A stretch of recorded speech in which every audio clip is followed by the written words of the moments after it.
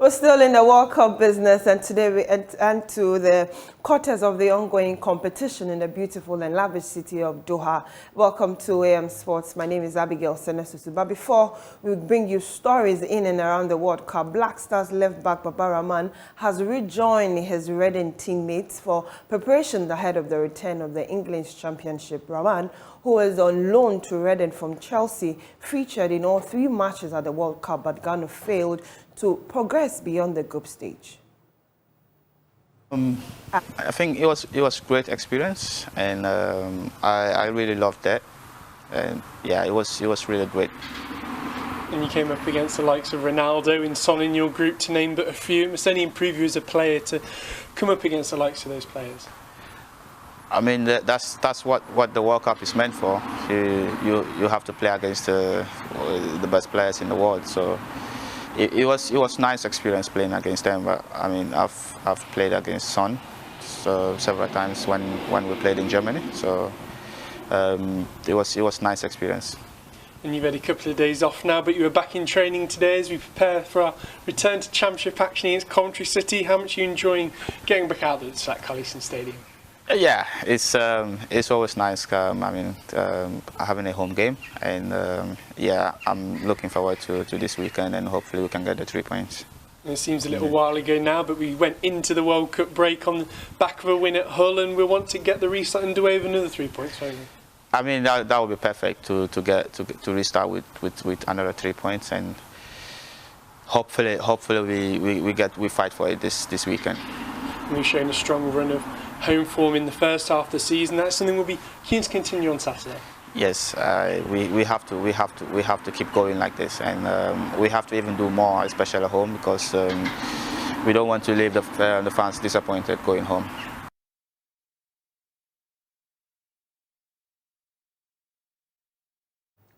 Now we head straight to Qatar because the 2022 FIFA World Cup quarter-final stage begins today.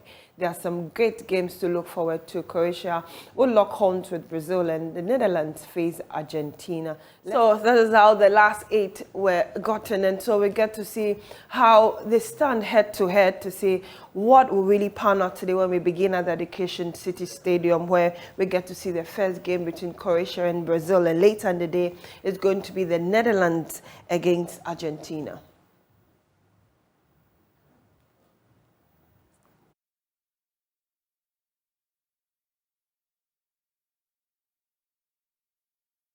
Okay, so for Netherlands against Argentina head-to-head, Netherlands have won 4 times that they have met, with Argentina winning just 3, drawing twice, and the Netherlands have scored 13 goals as against 6 goals by Argentina.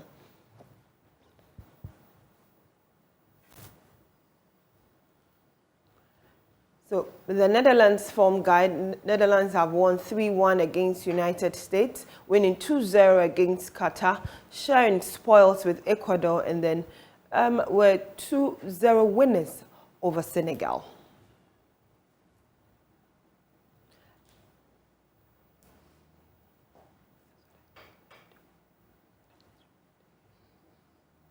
So this is the form guide for Argentina. They have also won 2-1 against Australia, winning 2-0 over Poland, beating Mexico 2-0, and then losing historically to Saudi Arabia 2-1.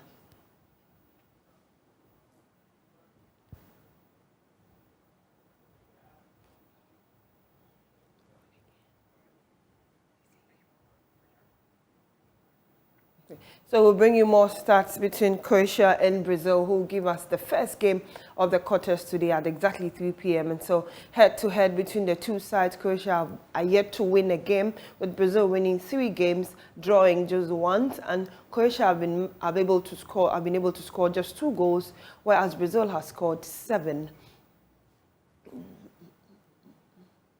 Okay. So there's a little match history between the two. On August 17th, 2005, Croatia drew 1-1 in a friendly with Brazil. And on 13th June 2006, Brazil beat Serbia 1-0. That was the World Cup. And on June 12th, 2014, Brazil beat Croatia 3-1 again at the World Cup. And on June 3rd, 2018, Brazil beat Croatia 2-0 in another friendly. So this is the form guide for Croatia. They drew 1-1 with Japan and later won 3-1 on penalties and shared spoils against Belgium. Croatia beat Canada 4-1 and then also drew 0-0 with Morocco. So this is Brazil's form guide as well. They have beaten South Korea 4-1, lost to Cameroon 1-0, beat Switzerland 1-0, and beat Serbia 2-0. Okay, so enough about the numbers. I get to speak with my colleague journalist Nuhu Adams, who is in Kumasi with Insura FM, as we get to preview those games. Nuhu, if you can hear me, good morning. Good morning, Abby. It's good to hear from you again. Yeah. And welcome. Yeah, thanks for having me on the show today. Okay, welcome back from Qatar as well, even though it didn't go the way you all expected. But here we are with the last 8 of the tournament, hoping that Ghana would have been a part of it. But unfortunately, we get to this stage.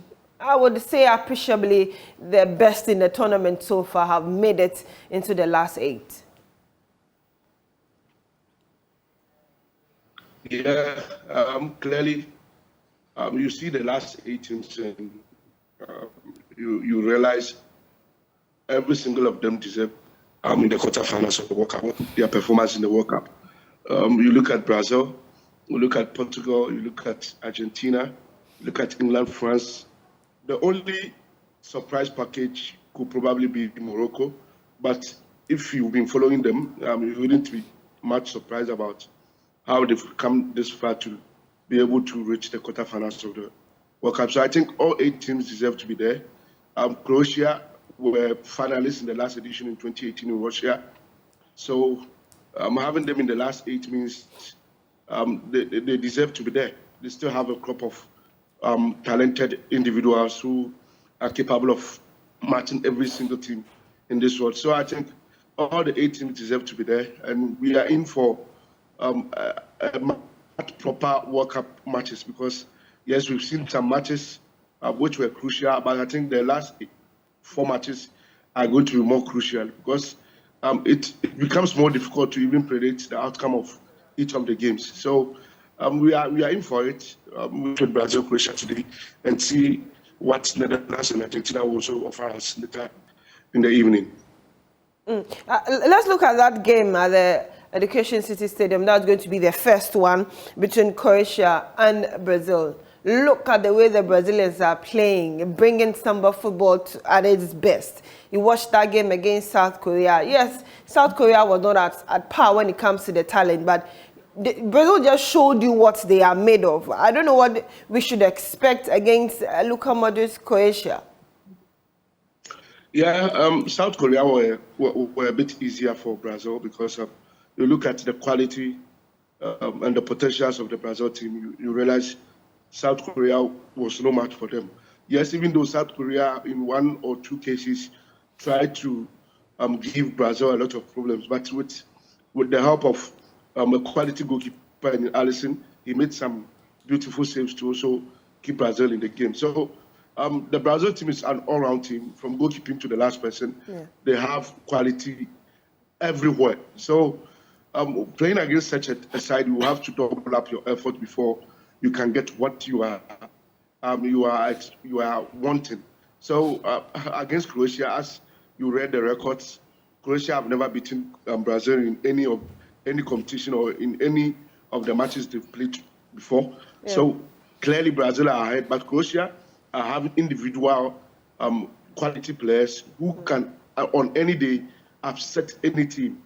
They were finalists in the last edition, sure. And on route to the final of that tournament, beat countries like Argentina. So they have that courage and believe that if they want to get to the finals again, they'll have to overcome countries like Brazil. But the Brazil quality is just too much that even if they decide to replace certain players in the first 11, the players who are coming to replace the ones we know are also of the same quality. So I would say Brazil have the edge, and I think Brazil will win this one. It's not going to be easy like they had it against South Korea, but I think Brazil will sail through, whatever be the case. Yes, Croatia can force the game to extra time and all that, but still Brazil will prevail at the end of everything. Okay, before you touch on that Netherlands-Argentina game, if there's one thing Cameroon showed us before going home, is that Brazil is beatable. Well, I don't want to use that as a yardstick because I was at the stadium, and you see, when Brazil are serious about their games, you get to see it. Before that game, Brazil had already qualified. They changed the entire team. Okay. They played with their second string side. Yes, even though the second string side looked more solid and more stronger than some of the teams in the World Cup. But you see, the mentality, the attitude was different from Brazil playing for a point or Brazil playing for a win to qualify. Okay. So, yes, Cameroon won, which we will give them the credit. But I wouldn't use that game as a yardstick. It's more like when they played against the Black Stars in the second half, where people thought Black Stars played well, that's why Brazil couldn't score again. But in their game against South Korea, you realized after scoring 4 goals in the first half, they decided to come to the second half and manage the game. So you wouldn't say they were poor in the second half, but it was just that the game was done in the first half. So I can't use the Cameroon win over Brazil as a yardstick, but Brazil team is beatable by Croatia. Croatia have what it takes to beat countries like Brazil. They were finalists in the last World Cup. We shouldn't forget that. And such a team can beat any side in the World Cup. Okay. But you compare the teams today and you realize Brazil are of more quality and Brazil are on top of their game. And I think they are clearly favorites on paper. And on the field too, they will show that. Okay, let's briefly touch on that Netherlands and Argentina game. I don't know what you make of that one as well. Yeah, that game is going to be very crucial. You know, it's a game full of memories.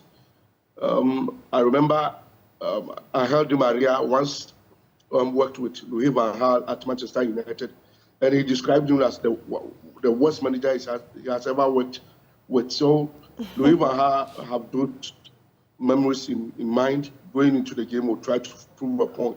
You know, Argentina lost their first game, but I think it was a blessing in disguise for them. They changed their attitude, they changed everything. And here they are in the quarterfinals. You look at how Lionel Messi is driving this team. If he gets another day, it means we are going to have an Argentina that will be very difficult for the Netherlands to beat. I think it's going to be very tough, but I think Argentina clearly are favorite for this one. I want them to advance, but Netherlands will not come easy. Netherlands have every single quality to match every top side in the World Cup. And this is Louis van Gaal. We remember him, what he did at the World Cup in 2014. He came with virtually some unknown players, some inexperienced players, but yet he was able to get to the semi-final. So you can't write off Netherlands entirely. But I think Argentina, looking at how they've been able to gain confidence and how they are turning results, I think this one too, we are going to see Lionel Messi in action, having a good day, and then making sure he steers Argentina to the semi-finals. Okay, thank you very much for joining us this morning. We are grateful for that analysis into these games coming up later today. And so at 3 p.m. we'll bring Croatia will take on Brazil, and then later in the evening at 7 p.m. is going to be Netherlands against Argentina. If you can join us on Joy Prime, we'll bring you that game later on. My name is Abigail Sena Sosu. Thank you very much for joining us this morning.